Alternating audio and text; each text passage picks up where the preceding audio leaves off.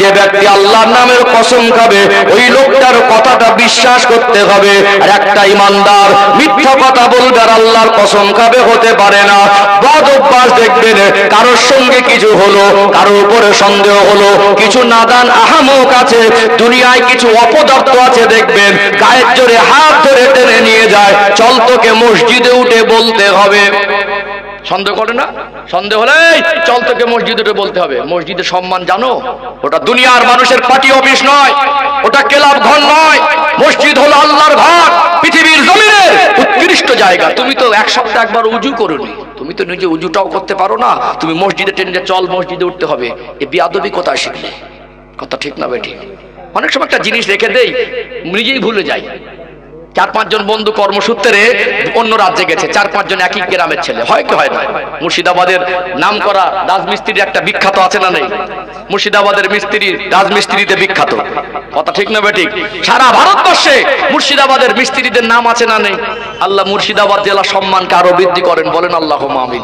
এক গ্রামের মানুষ হয়তো কর্মসূত্রে গেলেন, একটা জিনিস এক জায়গায় রেখেছেন, নিজেই ভুলে গেলেন, দুদিন খুঁজে পাচ্ছেন না, ওই 3 জনের মধ্যে একজনকে সন্দেহ করে, ওর হাত ধরে টানে চল মসজিদে যেতে হবে। কেন? এ বেয়াদবি কোথায় শিখলে? 2 দিন পরে পাওয়া গেল, ও মনে মনে তখন আফসোস করিস, আমি ফালতু মানুষের উপর সন্দেহ করছিলাম। কখন আমাদের ক্ষেত্রে এরকম হয় কি হয় না? না জেনে কাউকে চোর অপবাদ দেওয়া যাবে না। পর্যাপ্ত পরিমাণে তাকে দোষ দেওয়ার আগে ভালো করে আগে দেখতে হবে আসলে সে চোর কিনা। একটা নির্দোষকে চোর বলে অপবাদ দেওয়া যাবে না। আমরা ইচ্ছা করে জোর করে অপবাদও দেই, আবার গায়ের জোরে বলি চল মসজিদে যেতে হবে। এটা ভালো না খারাপ? ত্যাগ করা দরকার আছে না? কিছু হলে বলে কোরআন শরীফ মাথায় নিতে হবে। কোরআন শরীফ মানুষের দোকানে হিসাবের খাতা নয়, কোরআন শরীফ আল্লাহর আসমানের নিচে জমিনের উপরের শ্রেষ্ঠ কিতাব। কিছু হলো কোরআন শরীফ মাথায় তুলে দেবেন, এটা আপনাকে কে বলেছে? অতএব আমাদের বদ অভ্যাস, আমরা কি রেখে রেখে অটোমেটিক হয়ে গেছি, কথা ঠিক না বেঠিক? ও ভাই জানেরা, সোনার মানিক যুবকেরা, আব্বারা মায়েরা, অজের অনেক কোয়ালিটি আছে, দুনিয়ায় ভিটামিন অজও আছে। সাপও মরবে না, লাঠিও ভাঙবে না, মাথায় রেখে দেন। কষ্ট করে রাত জেগে বসে আছেন, দুটো খাঁটি কথা বলে যায়, জীবন যাতে পরিবর্তন হয়, এরকম কিছু ফর্মুলা, এরকম কিছু শরিয়াতের ইনফরমেশন আপনাদের কাছে তুলে ধরছি। আপনি ব্যবসায়ী মানুষ, আপনি হয়তো পাইকারি মাল কিনে খুচরা বিক্রি করেন বাজারে বসে। একটা সবজি কিনলেন 8 টাকা কিলো দরে পাইকারি রেট, বাজারে বিক্রি করছেন 10 টাকা কিলো, 10 টাকা কিলো। খরিদ্দারটা দাম শুনে চলে যাচ্ছে। এমনও কিছু দোকানদার আছে, ওই দোকানদারটা বলে আল্লাহর কি রে ভাই 9 টাকায় কেনা। কি বলে? আল্লাহর কি রে ভাই 9 টাকায় কেনা। একটা টাকার জন্য আপনি আল্লাহর কি রেখে দিলেন? ফালানাতুল্লাহি আলাল কাযিবিন, মিথ্যাবাদীর উপরে আল্লাহ পাকের লানত। কার লানত? আল্লাহ পাকের লানত। একজন ইমানদার একটা টাকার জন্য আল্লাহর কি রেখে খেতে পারে? বরং ওর ব্যবসায় তো বরকত হবে না, আল্লাহ লানত হবে। ওকে আঘাত দেওয়ার জন্য বলছি না, ব্যবসায়ী মানুষ, আল্লাহ তাকে বরকত দিক। আমি বলি আপনি হালাল পন্থায় ব্যবসা করুন, লাভ 1 টাকা কম করুন, মিথ্যা বলে মাল বিক্রি করবেন না, আল্লাহর কসম খেতে পারবেন না, বরং আল্লাহর কাছে বরকতের দোয়া সবভাবে ব্যবসা করুন। 2 টাকার জায়গায় 1 টাকা লাভ করুন, আল্লাহ বরকত ঢেলে দেবে। জোরে বলুন। গোটা বিশ্বের মধ্যে সব থেকে ধনী ব্যক্তি 10 জনের নাম লিস্ট করবেন, একটাও কেউ চাকরিজীবী না, সবকটা ব্যবসায়ী। চাকরি করে কি হয়? একটা ভালো ঘর করে, 2-5 বিঘে 10 বিঘে জমি করে 5,000, 2,000, 20,000, 50,000 কোটি টাকার মালিক হয় না। পৃথিবীতে সব থেকে যারা সেরা 10 জন ধনী, এরা সবকটাই ব্যবসায়ী। কথা ঠিক না বেঠিক? ব্যবসার মধ্যে আল্লাহ বরকত রেখেছে। আপনি যখন মিথ্যার আশ্রয় নেবেন, আপনি যখন মিথ্যা কথা বলবেন, আপনি আল্লাহর নামের কসম খেয়ে 1 টাকা লাভের জন্য মিথ্যা ঢোকাবেন, আল্লাহ লানত হবে, বরকতটা উঠে যাবে। কিছু মানুষ বলে হুজুর ব্যবসায় বরকত হয় না, আমি বলি মিথ্যা ছেড়ে দেন, আল্লাহ বরকত দেবেই দেবে। কারণ ব্যবসার ভিতরে আল্লাহ 10 ভাগের 9 ভাগ বরকত রেখেছেন, আর 1 ভাগ বরকত আল্লাহ দুনিয়া সব জায়গায় ভাগ করে দিয়েছেন। কথা ঠিক না বেঠিক? ব্যবসা হলো হালাল, ব্যবসা হলো হালাল, সুদ হলো হারাম। আপনি ব্যবসা করেন, আল্লাহ বরকত দেবে। কথা ঠিক না বেঠিক? ইসলাম পৃথিবীর মানুষকে পবিত্র জীবন উপহার দেয়। জোরে বলুন। রাগ করছেন নাকি? এই কথাগুলো কি কোনো ব্যবসায়ীকে কষ্ট দেওয়া কথা না? তার জন্য এটা ভালো? ভালো না? তার জন্য এটা ভালো। এগুলো বলা দরকার আছে না? আমি যদি একটা খুব লম্বা করে একটা করুণ ঘটনা ধরি, 2 ঘন্টা কোন দিক থেকে যাবে বুঝতে পারবেন না। ঠিক বললাম না ভুল বললাম? একটা যদি ভালো ঘটনা ধরি, 2 ঘন্টা কোন দিক থেকে যাবে বুঝতে পারবেন না। জীবনে এইগুলো দরকার আছে না? এখন দরকার কি দরকার না? একটা ছেলে খুব হালকা পাতলা, হালকা পাতলা, খুব বেশি মোটা সোটা না, শরীরটা একটু দুর্বল ভাব, আর দেখতেও খুব একটা জুত না, ডক্টরের কাছে গিয়ে, ডাক্তার বাবু পায়ে একটা কাঁটা ফুটেছে। চাষিবাসী মানুষ, মাঝে মাঝে একটু কাজ কাম করতে গেলে পায়ে কাঁটা ফোটে না? খুব চেষ্টা করেছে বার করার, পারিনি, ভিতরে হালকা একটা কাঁটার একটা অংশ ঢুকে আছে। ডাক্তারের কাছে গিয়ে, ডাক্তারবাবু কি করবো? ডাক্তারবাবু যাওয়ার পরে চোখটা টেনে দেখলো, প্রেশারটা মেপে দেখলো, তারপরে বললো, কোচি তোমার শরীরটা একটু হালকা মতো, একটু দেখছিস প্রেশারটা লো আছে, একটা 500 ফাইল ভিটামিন দিয়েছে, এই ভিটামিনটা নিয়ে খাও, তোমার চেহারাটা দেখবে ফুটফুটের, গাট্টা গুট্টা বেশ দেখতে ভালো লাগবে। আচ্ছা, ওই ভিটামিনটা 2 মাস পরে দিলেও কাজ হতো। পায়ে কি ঢুকে আছে ওইটা আগে বের করতে হবে না? ভিটামিনটা আগে দেওয়া দরকার, কাঁটা বের করা দরকার না? আমি যদি এখন দিতে পারি ভিটামিন দিতে পারবো, কিন্তু ভিতরে কাঁটাগুলো আগে বের করাটাই উত্তম হবে। কথা ঠিক বললাম না ভুল বললাম? হ্যাঁ, কথা বাস্তব বলছে না বাস্তব বলছি? ও ভাইজানেরা, মুর্শিদাবাদ জেলার সোনার মানিক যুবকেরা, আব্বারা মায়েরা, দুনিয়া আপনি সবজিওয়ালা, আপনি সবজি পাইকারি রেটে বিক্রি করার জন্য আপনার বাগানের আপনার ফসলের সবজিটা বিক্রি করতে যাবেন, আপনি এখানেও ধোঁকা দিয়ে আপনার কাছ থেকে যিনি কিনে নেবেন, যিনি ক্রেতা, আপনি তাকেও ধোঁকা দিতে পারবেন না। কিছু চাষিদের অভ্যাস আছে, দেখবেন উপরে দেখবেন বস্তার উপরের মালগুলো বড় বড় রাখে। কথা বাস্তব না অবাস্তব? বাঁধাকপি বলেন, ফুলকপি বলেন, আলু বলেন, ধান বলেন, উপরে স্যাম্পেলটা ঝকঝকে আর বড় বড় সাইজের, ভিতরে যত খারাপগুলো আপনি ঢুকে দেবেন। এতে ইসলামে আপত্তি আছে, ইসলাম এই পারমিশন আপনাকে দেয়নি। কিন্তু লোকটা যখন সন্দেহর বসে বলছে, ভাই এর ভিতরে কি একই রকম না ভিতরের মধ্যে ছোট পাওয়া যাবে, লোকটা তখন বলছে, ভাই আল্লাহর কি রেখে বলছি, উপরে যেমন ভিতরেও তেমন। বলে না? আপনি ধোঁকা দিতে পারবেন না। দয়ার নবী, মায়ার নবী, রহমাতুল লিল আলামিন, আমার নবী হুজুর মদিনার বাজারে গেলেন, সাহাবারা মাল বিক্রি করছেন। আল্লাহ নবী গিয়ে দেখলেন একজন সাহাবী গম বিক্রি করছেন। নবী আমার নুরানি হাতটা নিয়ে গমের বস্তার ভিতরে ঢুকিয়ে দিয়ে নিচের গমগুলো টেনে উপরে তুলছেন। আল্লাহ নবীর মনটা খারাপ হয়ে গেল। নবী আমার বারবার সাহাবা হুজুরের মুখের দিকে দেখতে লাগলেন। ও বাবা সাহাবী, তোমার গমের উপরের অংশটা বেশ শুকানো, ভিতরটা কেন ভিজে ভিজে, ভিতরটা কেন এতটা নরম, পানি পানি মনে হয়? আল্লাহ নবীর পূর্ণিমা চাঁদের মতো চমকানো চেহারার দিকে তাকালেন। ইয়া রাসূলুল্লাহ, ইয়া হাবিবাল্লাহ, হুজুর আমার বেয়াদবি মাফ করুন, আমি ইচ্ছাকৃত তেমন করি না, মানুষকে ধোঁকা দেওয়ার চিন্তা আমার নেই, মানুষকে ধোঁকা দেওয়ার ইচ্ছা আমার নেই। আমার আল্লাহ বেশ কিছুক্ষণ আগে আসমান থেকে রহমতের পানি বর্ষণ করেছেন, অনেকটা মাল খেলিয়ে ফেলেছিলাম, আমি একা তাড়াতাড়ি সামলাতে পারি নাই। হুজুর একটু আল্লাহ রৌদ্র দিয়েছে, উপরের গুলো শুকিয়ে গেছে, ভিতরে হালকা সামান্য পানি গেছে। তবে যে খরিদ্দার জিজ্ঞাসা করছে, আমি বিষয়টা খুলে বলেছি। আল্লাহ নবী মুস্কে হেসে বললেন, বাবা সাহাবী, মানুষকে ধোঁকা দেওয়া যাবে না। অতএব একটা মানুষ দুনিয়া জমিনে ব্যবসা ক্ষেত্রে চাষের মালও যদি বিক্রি করে, উপরে স্যাম্পেলটা একরকম, ভিতরে আর একরকম দেবেন, এটাও বরকত হবে না। স্বচ্ছভাবে ব্যবসা করেন, লাভ 2 টাকা কম হোক, মিথ্যার আশ্রয় নেওয়া যাবে না। আল্লাহ পাক কোরআন শরীফে বললেন, ফালাহানাতুল্লাহি আলাল কাযিবিন, মিথ্যাবাদীর উপরে আল্লাহ পাকের লানত। অতএব মিথ্যাবাদীর উপরে যদি আল্লাহর লানত হয়, রহমত বরকতটা উঠে যাবে কি যাবে না? রহমত বরকত উঠে যাবে। ওই জন্য চাষে বরকত নেই, বরকত জিনিসটা আস্তে আস্তে উঠে যাচ্ছে। কি গো, বরকত জিনিসটা কি হবে? ধোঁকা দিয়ে নেয়, 10 টাকা 20 টাকা লাভ হলো, ওই 4-5টা কপি বাড়ি খেয়ে নিতে পারতেন।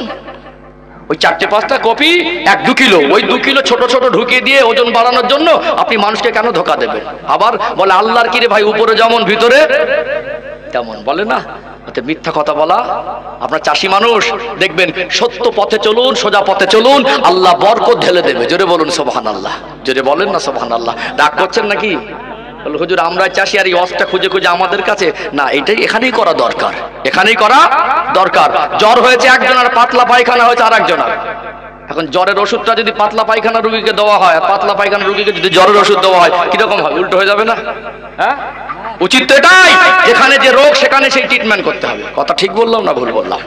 ও ভাইজানেরা, সোনার মানিক যুবকেরা, আব্বারা মায়েরা, আমার যতটুকু ধারণা, পর্দার আড়ালে আমার অনেক সম্মানিতা মায়ের অবস্থানরত আছে, অনেক সম্মানিতা মায়েরা বসে আছেন।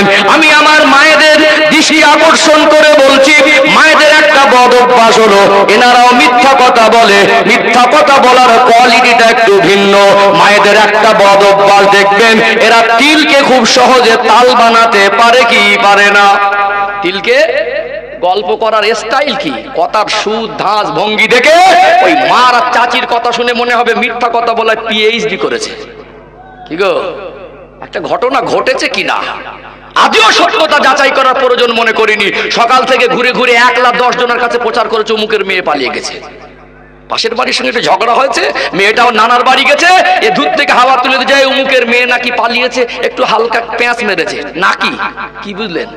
পালিয়েছে বলে শুনছিলাম অমুকের মেয়ে নাকি পালিয়েছে, মানে পরিপূর্ণ বলি যায় পালিয়েছে, আমি একদম কনফার্ম হয়েছে নাকি পালিয়েছে। এ চাচি শুনে মাথা খারাপ, ওই একাই 10 জনের কাছে প্রচার করে যায় শুনেছি অমুকের মেয়ে পালিয়েছে। আপনি ঘটনাটা শুনলেন, আপনি যাচাই বাছাই করবেন না, আপনি একজনের নামে বদনাম ছড়াচ্ছেন, একজনের নামে মিথ্যা কথা বলছেন। কিছু চাচি আর ভাবির মুখ বেঁকানো কথা, সুর আর ভঙ্গি দেখে মনে হবে পুরো পিএইচডি করে আছে। ঠিক বললাম না ভুল বললাম গো? মায়েদের বলি, কেন গুনাহ করাচ্ছেন? আপনি যার অপবাদ দিচ্ছেন, যার নামে মিথ্যা প্রচার করছেন, আপনি যার নামে মিথ্যা অপবাদ দিচ্ছেন, যদি আপনার মেয়ে হতো, যদি আপনার বাবার নামে কেউ বদনাম ছড়াতো, যদি আপনার কলিজার টুকরা সন্তানের নামে যদি কেউ বদনাম করতো, আপনার বুকের ভেতরে যতটা কষ্ট হতো, আপনার মেয়ের নামে বদনাম দিলে আপনার বুকের ভিতরে যতটা কষ্ট হতো, আপনি যার নামে বদনাম দিচ্ছেন তার মা আর তার বাবার মনে অতটাই কষ্ট হচ্ছে। কথা ঠিক না বেটি? অতএব এগুলো বর্জন করা দরকার আছে না নেই? আছে না নেই? শেষ করে দেবো, শেষ করে দেবো। এটা একটা রোগ হয়ে গেছে মুর্শিদাবাদ জেলা। এখন জলসা নেওয়ার সময় বলছি, ভাই নামটা সবার নিচে একটা ছোট করে দাও যেন কেউ দেখতে না পায়, আর সন্ধ্যাবেলা তুলে দাও, ওটাই দরকার। হ্যাঁ, ওটাই দরকার। কেন এমন সেই প্রধান বক্তা নামে দিয়ে লোক না পেলে অসুবিধে। আলহামদুলিল্লাহ আপনার যতগুলো আছেন আলহামদুলিল্লাহ, কিছু কিছু জায়গায় এতটুকু পাওয়া যায় না। কিছু কিছু জায়গায় এখন মানুষ সুখী হয়ে গেছে, প্রধান বক্তা পৃথিবীর সব থেকে বড় নাম করা বক্তাকে আনবেন, তারপরে যারা বাড়ি যাবার তারা, তারপরে যারা বাড়ি যাবার তারা চলে যাবে। দেখবেন একটা কথা বলবো, এই বাজারটা জলসা না এটা জলসা? কোনটা? যদি ওই বাজারটা শুধু বসে, এই প্যান্ডেলটা না থাকে, ওটা শুধু মেলা হবে, জলসা হবে না। আর এই জলসাও হবে, মেলাও পাশে বসলো, তারপরে এটা কি হবে? এটা কি হবে? জলসা। এমনও বহু ছেলে, এমনও বহু মেয়ে, এমনও বহু বাপ ভাই এলাকার থেকে ঘুরে চলে গেছে। পাশ থেকে জিজ্ঞেস করছে কোথায় যাচ্ছিস রে? বললো বলিহারপুরে জলসায় যাচ্ছি। বাড়ি ফিরে গিয়ে রাতের বেলা মা জিজ্ঞেস করছে এত দেরি হলো বাড়ি আসতে, কোথায় ছিলি রে? বললো জলসায় গিয়েছিলাম। আদিও দেখা যাচ্ছে প্যান্ডেলের ভিতরে 10 মিনিট আসেনি। ও বাড়ি গিয়ে মিথ্যা বলেছে। ঠিক বললাম না ভুল বললাম? কথা বুঝতে পারছেন? আমাদের জীবনটা কত জঘন্য জায়গায় পৌঁছে গেছে। আসার সময় দেখা হলো, বললাম জলসায় যাচ্ছি। বাড়ি গিয়ে মা জিজ্ঞাসা করলো কোথায় গিয়েছিল? বললাম জলসায় গিয়েছিলাম। কিন্তু ওই ছেলেটা 10 সেকেন্ড প্যান্ডেলের মধ্যে বসে। ও কি করেছে? লোকের মেয়ের পিছনে কুকুরের মতো হন্য কুকুর ঢন ঢন ঢন ঢন করে ঘুরেছে। আর চোখে 2-4টে দেখেছে, ফুসকা খাচ্ছে একটু, আর চোখে বার মেরে এদিক থেকে মুখ গলিয়ে দেখে ও ভদ্রলোকের ছেলে বাড়ি গেছে, নেকি কামাই করে বাড়ি গেছে, বোঝা বেঁধে নিয়ে বাড়ি গেছে। ঠিক বললাম না ভুল বললাম? সমাজের বড় রোগ ভাই। আসলে আমার রসটা যে সময় দিলে মানুষ দুটো শুনবে, সেই সময়টুকু আমাকে পাইনি আজকে, এর জন্য দুঃখিত। কিছু করার নেই, যতগুলো আছেন শেষ করে দেবো বললে অসুবিধা নেই, বললে আমি শেষ করে দেবো, অসুবিধা নেই। আরে তাকবীর দেন না, আর এই তাকবীর, আরেকটি প্রাণ ভরে না, আর এই তাকবীর, আরেকটি কলিজা ভরে না, আর এই তাকবীর, না আর এই তাকবীর। একটু দরুদ শরীফ পড়ে নেবো, না একটা পয়েন্ট বলে নেই, মিথ্যার কথাটা বললে অহংকারে আসবে ইনশাআল্লাহ। আরেকটা লাস্ট পয়েন্ট বলে নেই। ও ভাই জানেরা, সোনার মানিক যুবকেরা, আব্বার মায়েরা, আবারও মনে করিয়ে দেই, আমার আল্লাহ কোরআনুল কারীমে জানিয়ে দিলেন ওয়ালা তামাতুন্না ইল্লা ওয়া আনতুম মুসলিমুন। ওরে আমার বান্দা বান্দি, মরতে যদি হয় মরণের আগে পরিপূর্ণ মুসলমান না হয়ে মৃত্যুবরণ করো না। অতএব মিথ্যুক যে ব্যক্তি, যার মিথ্যা বলা অভ্যাস, কথায় কথায় মিথ্যা বলে, মিথ্যা বলে আল্লাহর কসম খায়, এই লোকটা কি পরকীয় মুসলমান হতে পেরেছে? মিথ্যা ত্যাগ করুন। নবী আমার সোনা জবানে বললেন, আল্লাহ নবী জানিয়ে দিলেন মিথ্যা কথা হলো গোনার মা, মিথ্যা কথা হলো গোনার মা। আপনি মিথ্যা বলতে পারবেন না। মিথ্যার আশ্রয় নিলে আল্লাহর লানত আপনার উপরে হবে। কিছু মানুষ আছে দেখবেন, হয়তো বা গ্রামে দুটো মানুষের ঝগড়া বেঁধে গেল, একটু মারামারি হাতাহাতি হয়ে গেল। এখন বিচারের ময়দানে যে লোকটা স্পটে দেখে ঘটনাটা দেখেছে, ওই লোকটাকে জিজ্ঞাসা হচ্ছে, আপনি ওখানে ছিলেন, আপনি একটু বর্ণনা দেন, দোষটা কার বেশি মনে হয়? আপনার রক্তের সম্পর্ক বলে, আপনার ভাইপো হয় বলে, আপনার দলের লোক বলে, আপনার দিকে ভোট দেয় বলে, আপনি নিজের আত্মীয় স্বজন মনে করে আপনি ঘটনাটা উল্টে বলতে পারবেন না। আপনার ছেলের যদি দোষ হয়, ছেলে বলে ঘটনার উল্টো বয়ান করা যাবে না। আজকে দেখবেন কিছু মানুষ পয়সা খেয়ে কোর্টে গিয়ে নির্দোষের নামে দোষী করছে, কি করে না, বিচারের ময়দানে গিয়ে যে লোকটা নির্দোষ তাকে দোষী বানিয়ে তার উপরে সাজা চাপানো হচ্ছে, আর যারা দোষী তারা নির্দোষের মতো বুক ফুলিয়ে বেড়াচ্ছে। কিছু মানুষ আছে দেখবেন, এরা মিথ্যা সাক্ষী দেয়, টাকায় বিক্রি হয়ে গিয়ে মিথ্যা কথা বলতে দ্বিধাবোধ করে না। বলুন তো, একটা নির্দোষকে দোষী বানিয়ে দেওয়া আর একটা দোষীকে নির্দোষ বানিয়ে দেওয়া, এর উপরে কি আল্লাহ রহমত হবে না গজব হবে? আল্লাহ দয়াময় এই জন্য বললেন, ফালানাতুল্লাহি আলাল কাযিবিন, মিথ্যাবাদীর উপরে আল্লাহ পাকের লানত। অতএব আপনার ছেলেও যদি হয়, আপনার মায়ের পেটের ভাই যদি হয়, আপনার রক্তের সম্পর্ক ভাইপো যদি হয়, আপনার ভাবনা যদি হয়, আপনার বাবা যদি হয়, আপনি স্পটে দেখবেন বিচারের ময়দানে গিয়ে আপনাকে ওটাই সাক্ষ্য দিতে হবে। এটা হলো মুসলমানের পরিচয়। এটা হলো, আমরা পাল্টি খাই তো বোঝা যায় না, শয়তানও লজ্জা পায়। কিছু কিছু মুসলমানের পাল্টি খাওয়া দেখে ও শয়তানও লজ্জা পায়। ডিগবাজিটা খেয়েছে একদম এক্সপার্ট, মানে হেভি, মানে এই যে পাল্টি খেয়ে এমন ভাবে বিচারে গিয়ে বয়ান দিচ্ছে, শয়তান লজ্জা পেয়ে পালাচ্ছে। এখানে আমরা যাবার দরকার নেই, এ যা তৈরি হয়েছে আমার থেকে উপরের ধাপে। ঠিক বললাম না ভুল বললাম? কিছু কিছু মানুষ আছে দেখবেন না, এখন আখেরাত ভুলে গেছে। কি ভুলে গেছে? কবর কথা ভুলে গেছে। লোকটা প্রত্যেকদিন সকাল আর সন্ধ্যাবেলা নিউজ চ্যানেলে বসে মিথ্যা কথাটাই বলে, গুছিয়ে গুছিয়ে বলে। আমি রাজনীতির লোক না, আমি রাজনীতির নেতা না, আমি দলের কথা পার্টির কথা বলি না। যেটা করবে না আপনার ব্যাপার, ওতে আমার যায় আসে না। আপনার আমার হুজুর হিসেবে দাওয়াত করেছেন, এটা আমার কাছে বড়, এই পরিচয়টুকু আমার কাছে অনেক বড়। কথা ঠিক না বেটি? কে কাতে ভোট দেবেন, কে কোন পার্টি করছেন, ও খোঁজ জমা খরচ আমার নেওয়ার দরকার নেই। তবে আপনি ইমানদার, আপনি মুসলমান, আপনি শ্রেষ্ঠ নবীর উম্মত। কোরআন এসেছে শুধু চাষি আর এই মুসল্লিদের জন্য নয়, আল্লাহ পাক কোরআনুল কারীমকে পাঠিয়েছেন মানুষ জাতির জন্য। আমার নবী শুধু মুসলমানদের জন্য নয়, আল্লাহ পাক নবীকে পাঠিয়েছেন মানুষ জাতির জন্য, বিশ্ববাসীর জন্য রহমত স্বরূপ করে। আল্লাহর কথা, কোরআনের কথা, রাসূলের কথা মানুষের জন্য হবে। অতএব আমি কাউকে আঘাত দেওয়ার উদ্দেশ্য বলছি না। কিছু মানুষ সে যদি আখিরাত ভুলে, কবরকে ভুলে, দুনিয়ার ক্ষণিকের জন্য তার পথটা টিকিয়ে রাখার জন্য সকাল থেকে সন্ধ্যাবেলা দায়িত্ব নিয়ে 100টা মিথ্যা কথা বলে, ও দুনিয়ার জিন্দেগিটা ক্ষণিকের জন্য বাবু বলতে পারে, কবরে গেলে ওর কোনো বাবু সঙ্গে যাবে? যাবে সঙ্গে? নিউজ চ্যানেলে খবরগুলো প্রচার করে মিথ্যা। বেশিরভাগ যারা নিউজ চ্যানেলে মানে সাংবাদিকদের সামনে কথা বলে, অনেক মিথ্যা কথা 6কে 9 করে বলছে না, বলে না? মারছে মুসলমান আর মরছে মুসলমান। মুসলমানকে মেরে দিয়ে বলছে আমি কিচ্ছু জানিনি। ঠিক বললাম না ভুল বললাম? পরিকল্পনা করে একজন মুসলমান আর একজন মুসলমানকে মেরে দিচ্ছে, দিয়ে বলছে আমি কিচ্ছু জানিনি। তো এটা একটা মিথ্যা। আমি এই মুসল্লি মানুষগুলো আমার সামনে বসে আছে, এদের কথাটা বলবো, উপরের লেভেলের মিথ্যার কথাটা বলবো না, এর নাম ইসলাম নয়। তবে আমি ভাই কেন আপনাকে আঘাত দেবো? ওটা আপনার প্ল্যাটফর্ম, আপনি সেবা করুন, কাজ করুন, দায়িত্বশীল হন, বড় হন, নেতা হন, মন্ত্রী হন, রাষ্ট্রপতি হয়ে যান, এতে আমার কোনো কষ্টের নেই। আমার একটা ভাই যদি উঁচু পদে থাকে, এটা আমার গর্বের কথা। ঠিক না ভুল? কিন্তু তাই বলে আপনি আপনার ধর্মীয় বিধানটাকে আপনি বুড়া আমল দেখিয়ে আপনি আল্লাহর ভয়টা অন্তরে রাখবেন না, কবরের ভয় অন্তরে রাখবেন না, আপনার হিসাব দিতে হবে এটা মনে রাখবেন না। আপনি ইচ্ছা মতো যদি চলেন, আমি ধর্মীয় অ্যাঙ্গেল থেকে ভাই হিসাবে দুটো কথা বলার হক আমার আছে। আছে না নেই? মানলেন না মানলেন, দুপা দিয়ে ছানলেন, আপনার হিসাব আপনি দেবেন, আমার হিসাব আমি দেব। আমার কাজ হলো শরীয়তের কথা পৌঁছে দেওয়া। আপনার জীবন পরিবর্তন করার দায়িত্ব কোন আলেমের নয়, আপনার জীবন পরিবর্তন করার ঠিকাদার কোন বক্তা ওয়াইজির ইমাম নয়। আল্লাহ পাক মানুষের জীবন পরিবর্তন করার দায়িত্ব আল্লাহ নবীদের হাতেও দেয়নি। হেদায়েতের মালিক কে?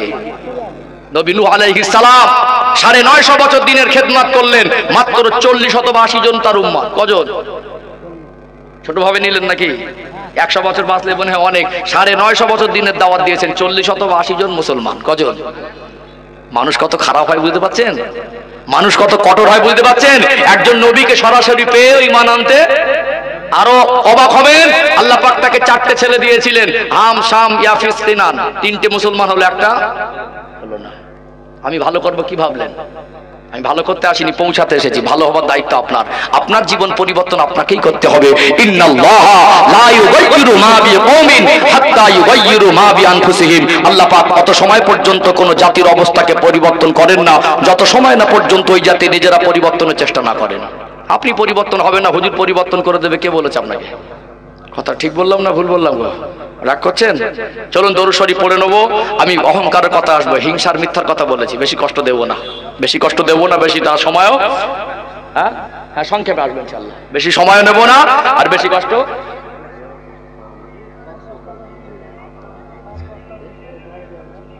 আচ্ছা, পাশের বাড়িতে খাওয়ার ব্যবস্থা আছে, বাইরের যারা মেহমান এসেছেন। অনেক সময় কি হয়, এই বলিহারপুরের গ্রামের মানুষ তো প্রত্যেকের বাড়ি আত্মীয় মেহমান, খাওয়া দাওয়ার ব্যবস্থা হয়েছে। দূর দূরান্ত থেকে যারা আশপাশ এলাকা থেকে এসেছেন তারা কি না খেয়ে থাকবেন? ভাইয়ের একটা ভালো চিন্তাধারা নিয়েছেন, পাশেই এই বাড়িতে খাওয়া দাওয়ার ব্যবস্থা চলছে। দূরের মানুষ যারা আছেন এখনো খাননি, দুটো খেয়ে নেন। মিনারুল ভাইয়ের বাড়িতে একটু খাওয়া দাওয়া করে নেন, অসুবিধা নেই। কেন, রাতের খাবারটা সময় মতো হলে ভালো হয়। একটু তাকবীর দেন তো, নারী তাকবীর। আরেকটু প্রাণ ভরে নারী তাকবীর, আরেকটু কলিজা ভরে নারী তাকবীর। বলিহারপুর গ্রামবাসী বৃন্দ নারী তাকবীর। একবার মহব্বতে দরুদ শরীফ আল্লাহুম্মা সাল্লি আলা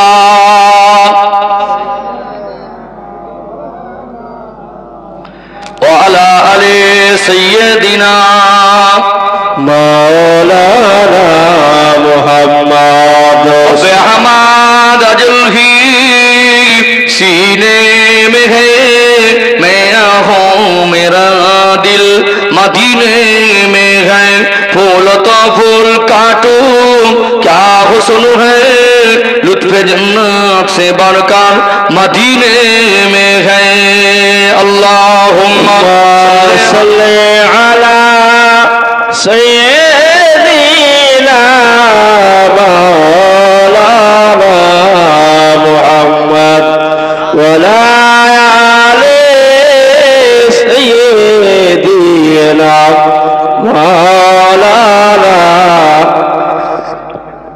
সম্মানিত ভাইরা, মোটামুটি যা বলেছি বুঝতে পেরেছেন?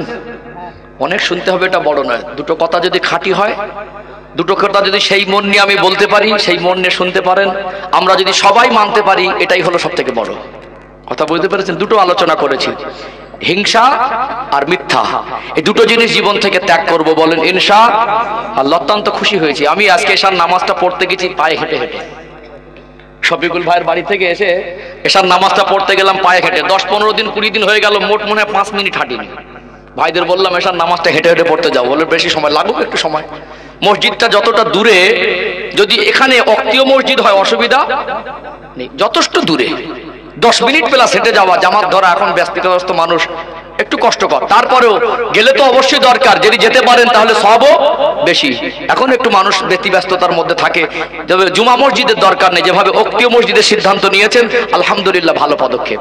একটা মসজিদ হলে আশপাশের মানুষ তারাও নামাজি হবে, হবে কি হবে না? অনেক সময় নামাজ পড়তে চায় না, বাড়ির পাশে মসজিদ হলে নিজের কাছে নিজে লজ্জা পায়, আমার বাড়ির পাশে মসজিদ আর আমি নামাজে যাই না। ওই মানুষটার মনটা আস্তে আস্তে নরম হয়, হয় কি হয় না?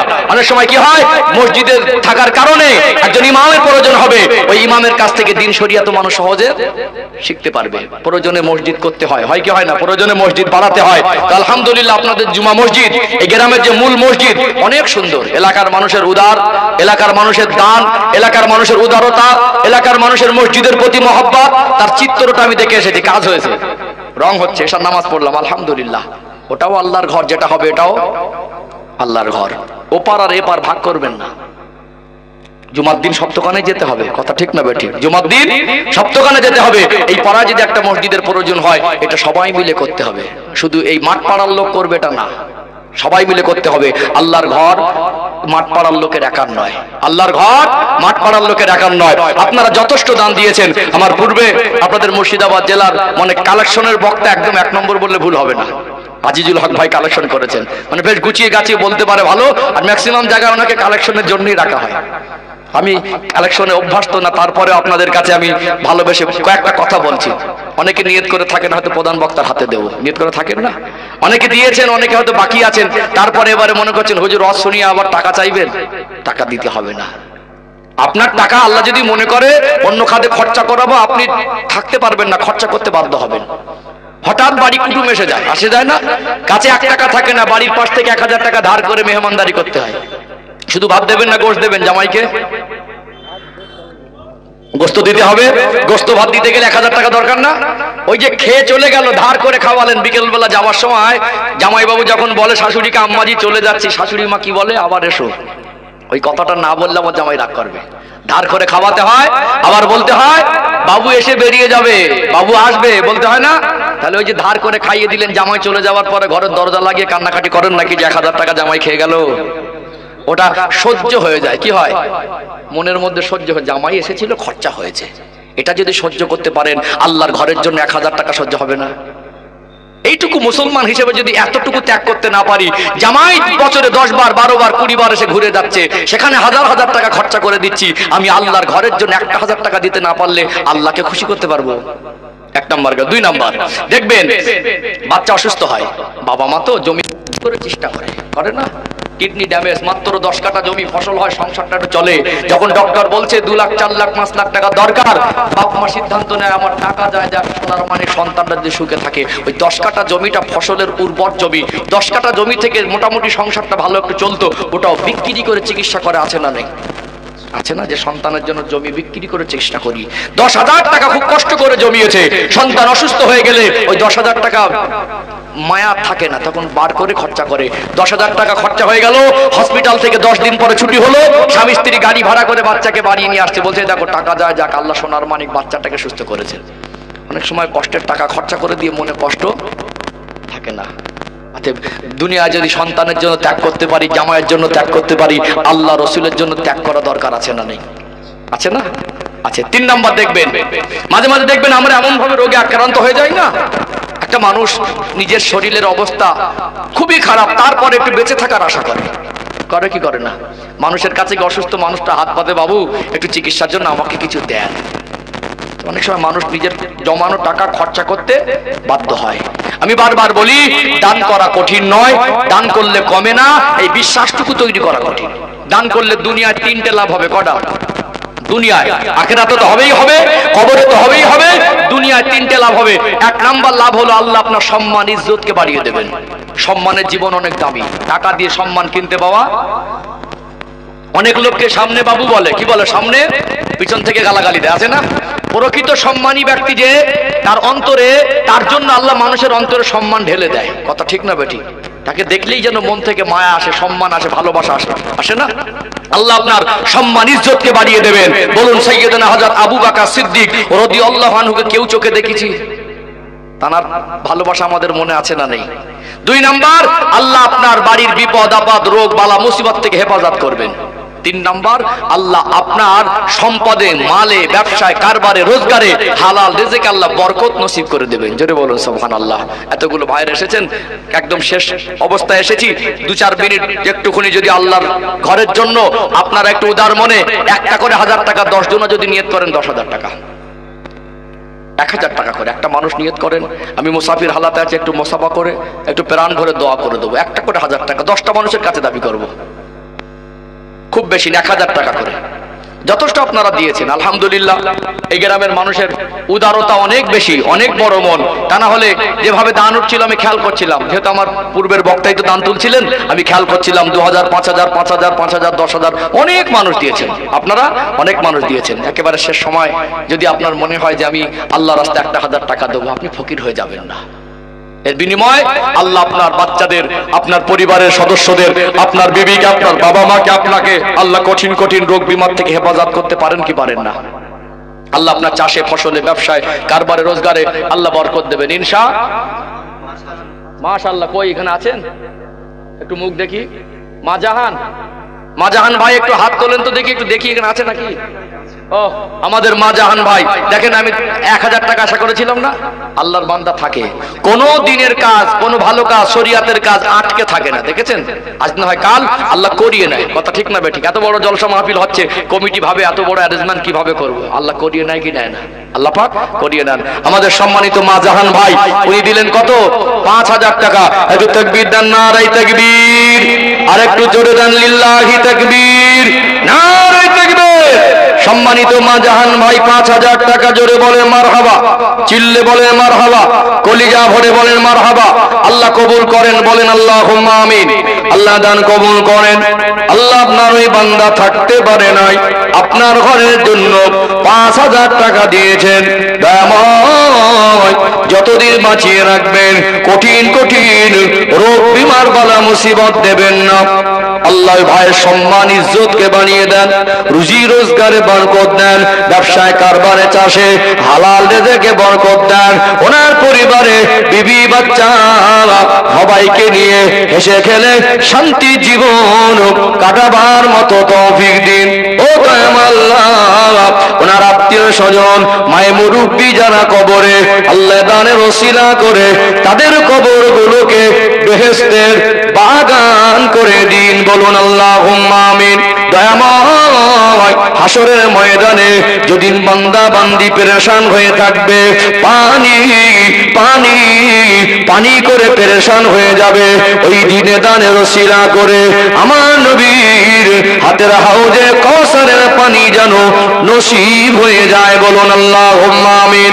আরো জোরে বলুন আল্লাহুম্মা আমিন। দৌলতপুর বাড়ি আমাদের আমিনুল ভাই 1000 টাকা, একটু আওয়াজ দেন তো, নারী তাকবীর। আচ্ছা আমিনুল ভাই এখানে কই? আমিনুল ভাই রাস্তার উপর আছে।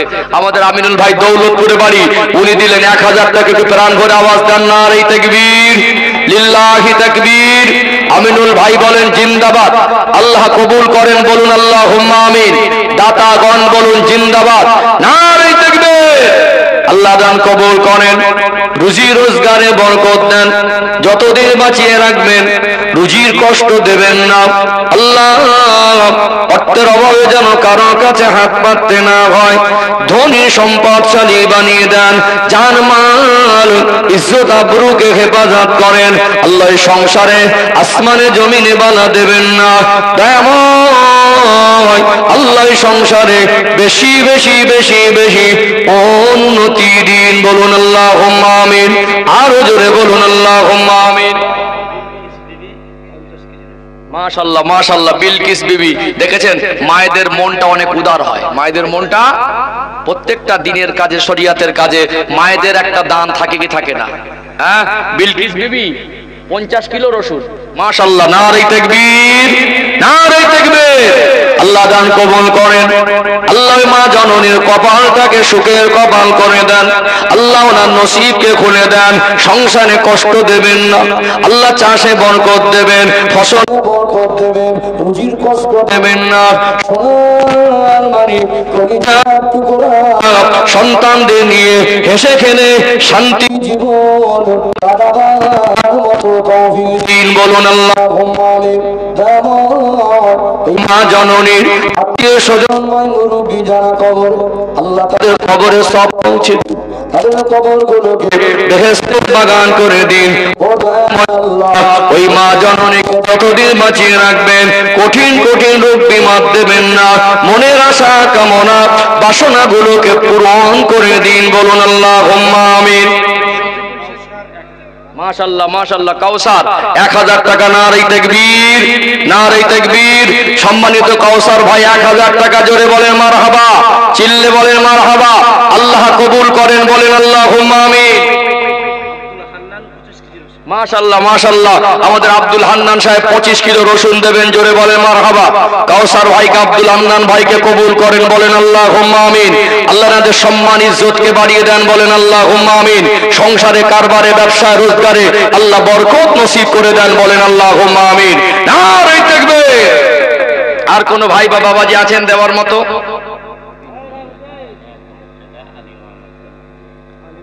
এই দেখেন আমাদের আলী মাহমুদ ভাই, দৌলতপুরে বাড়ি নাকি? বাবু বাবু ভাই 25 কিলো রসুন, মাশাআল্লাহ, নারে তাকবীর, নারে তাকবীর। এবছর রসুনের দামটা একটু বেশি আছে নাকি? আল্লাহ বরকত দেবে, আল্লাহ বরকত দেবে, আল্লাহ বরকত দেবে, মাশাআল্লাহ মাশাআল্লাহ। আল্লাহ দান কবুল করেন। দয়াময়, এদের রুজির কষ্ট দেবেন না, যেমন দিলেন তেমন দিন, আসমান থেকে রহমত ও বরকতের দরওয়াজা খুলে দিন, বলুন আল্লাহুম্মা আমিন। মাশাআল্লাহ, আমাদের সাইফুল ভাই 50 কিলো কম দেবেন, আল্লাহ কবুল করেন, বলুন আল্লাহুম্মা আমিন। তাকবীর দেন, নারে তাকবীর, আল্লাহু আকবার, নারে তাকবীর, আল্লাহু আকবার। আমাদের সাইফুল ভাই বলুন জিন্দাবাদ, জিন্দাবাদ, কবুল করেন, বলেন আল্লাহুম্মা আমিন, জোরে বলেন আল্লাহুম্মা আমিন। আল্লাহ কবুল করেন, কবুল করেন। মনের কামনা, আল্লাহ আমার রবি রওজা মোবারক না দেখায় মওত দেবেন না। আল্লাহ আমার সাইফুল ভাই নসিব খুলে দেন, আল্লাহ সংসারে কারবারে রোজগারে বরকত দেন। দেখেন দেখেন আমারে বাবাজি, দেখেন আমারে বাবাজি গিয়াসউদ্দিন সাহেব, আমারে বাবাজি বাপ মায়ের নামে দোয়া চেয়েছেন, 2000 টাকা আগে দিয়েছেন, আবার বললেন 25 কিলো রসুন দেবে, একটু তাকবীর দেন তো, নারে তাকবীর, আল্লাহু আকবার, আওয়াজ দেন না, নারে তাকবীর, আল্লাহু আকবার। বাবাজির শরীরকে আল্লাহ সুস্থ রাখেন, বলেন আল্লাহুম্মা আমিন। আল্লাহ ফসলে বরকত দান করেন, বলেন আল্লাহুম্মা আমিন। আল্লাহ তাআলা বাবা মায়ের জন্য দোয়া চেয়েছেন, সন্তান বড়, বাবা মার জন্য নিয়ামত। আল্লাহ তো কষ্ট মেহনতে রোজগারের পয়সা 2000 দিনের আগে আবার আল্লাহ আপনার রসুন দেবেন বলে নিয়ত করেছেন। আল্লাহ দান কবুল করে তার আত্মীয় স্বজন, মায় মুরব্বী, বাবা মা, আপনজন যারা কবরে, এ সওয়াব তাদের কবরে কবরে পৌঁছে দিন। আল্লাহ তাদের রুজির কষ্ট দেবেন না। আল্লাহ আমার ভাইয়ের কারবারে, ফসলে, ব্যবসা, রোজগারে বরকত দিন। তার বাবা মায়ের কবরটাকে বেহেশতের বাগান করে দিন, বলুন আল্লাহুম্মা আমিন। আল্লাহ যতদিন বাঁচিয়ে রাখবেন, কঠিন কঠিন রোগ দেবেন না, সন্তানদের নিয়ে, পরিবারের সবাইকে নিয়ে হেসে খেলে শান্তি জীবন কাটাবার মতো তৌফিক দিন, বলুন আল্লাহুম্মা আমিন।